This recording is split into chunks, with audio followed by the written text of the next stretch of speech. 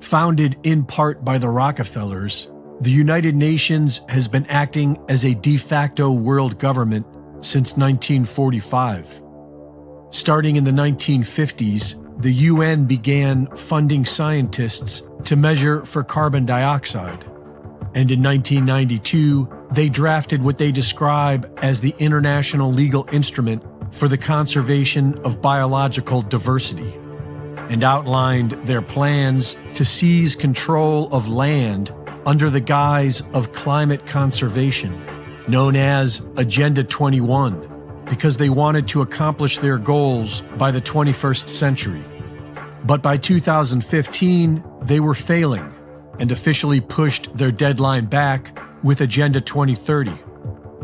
In 2010, the Rockefeller Foundation published Scenario for the Future of Technology and International Development, wherein they outlined 4 different ways of achieving their goals, which they wrote, once crossed, these axes create a matrix of 4 very different futures.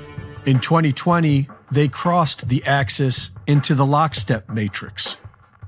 In 2022, at their 15th Convention on Biological Diversity, COP15, the UN increased the amount of land they plan to steal to 30% by 2030.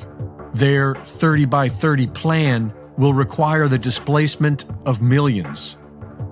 So far, the direct confiscation approach is working in Europe. The Dutch farmers have been peacefully protesting, but they are being shot at by the police, and so the government isn't stopping, which is why the direct approach won't work in America. Less than a year after Agenda 21 was drafted, the U.S. federal government attempted stripping away constitutional land rights from the Bundy family in Nevada.